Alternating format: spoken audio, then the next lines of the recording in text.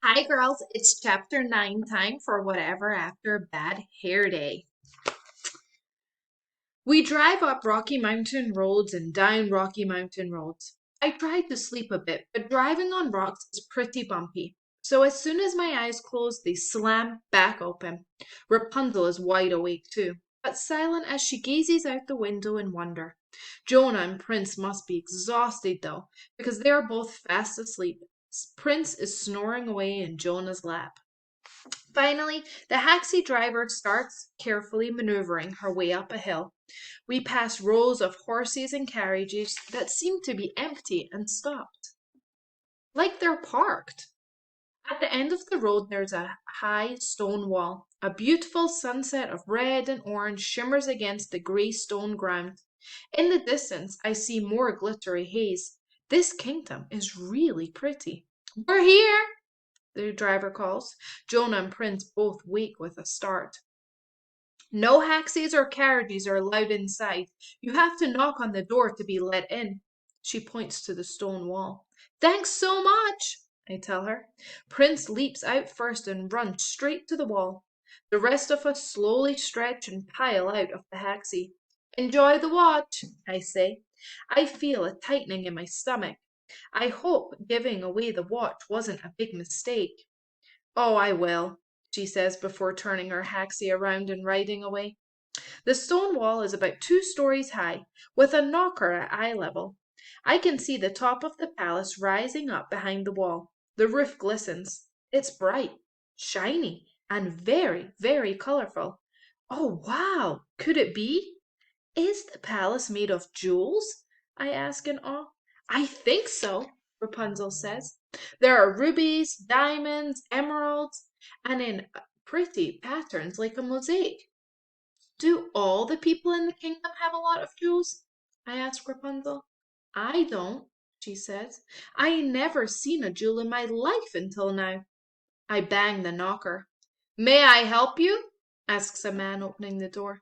He looks like the guards I've seen in the pictures of Buckingham Palace in England, except his uniform is covered in glitter. Yes, I say. You can. We're here to see I mean, the prince. Ruff, ruff! Go ahead, the guard says, motioning us inside. We go in and gasp. It really is a palace of jewels.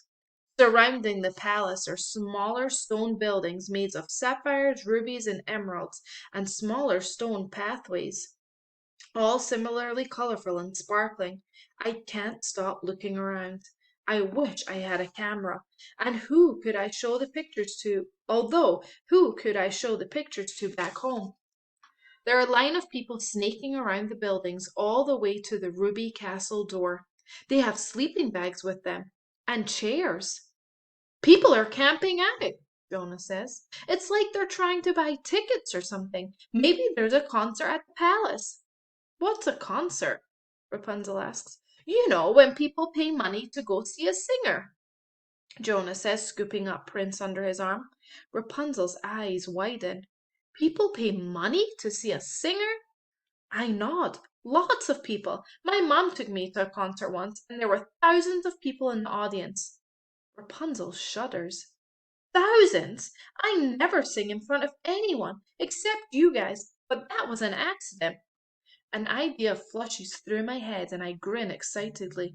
I know! You should sing for Pickles. She shakes her head fast. Sing for a prince? I don't think so. She puts her hand self-consciously to her newly short hair. But that's how he finds you in the story. He hears your voice. I try to explain, but then trail off.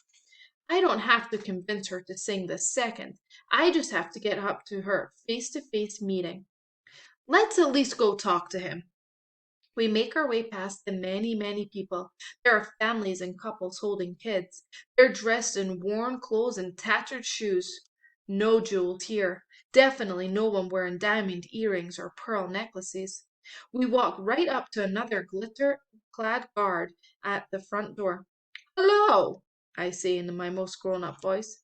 We'd like to see the prince. On cue, Prince barks happily in Jonah's arms. The guard nods. All right. Hooray! I knew this was a good plan. Should we just go in? He shakes his head. Get in line. Huh? Line? Yes, the guard says. What line? He motions to the hundreds of people behind us. That line. Rapunzel, Jonah, and I exchange shocked glances. Are you kidding me? I cry. All those people are here to see the prince? Even my puppy is stunned. He doesn't bark at the sound of his name. The glittery guard nods. But why? Jonah asks. He shrugs. They want gems. I look at the palace. From the palace? Is the prince taking it apart? No, he says. The royal family has more.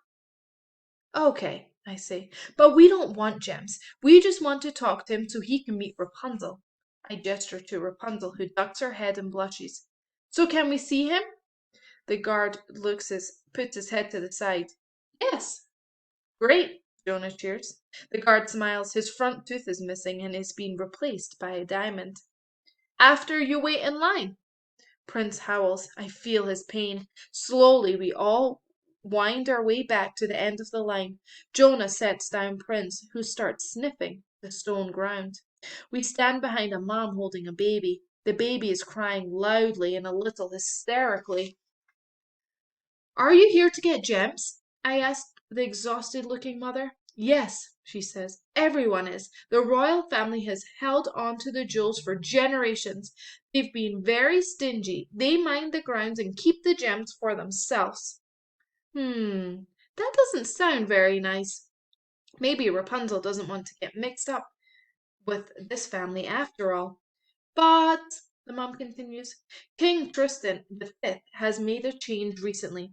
His dying wish is to distribute the gems to whoever is the neediest. We just have to line up here and ask for his help. His son, Prince. I glance at Prince, but he's too busy sniffing his new surroundings to notice his name.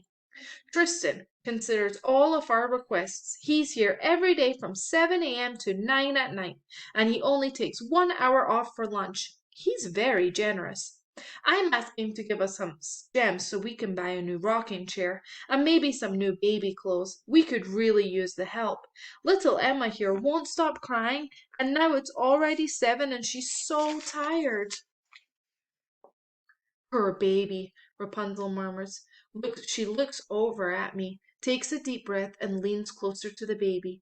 She lowers her voice and sings, Hello, moon. Good night, moon. Hello, moon. Good night, sun. Close your eyes, sweet little one. Tomorrow will be another day. Then we'll have time to play. The baby lets out a baby sigh, blinks twice, and falls fast asleep.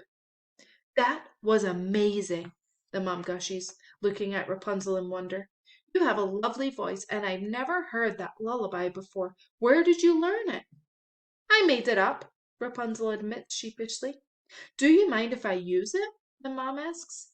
I'd be so honored, Rapunzel said, smiling. No one has ever sung my songs before.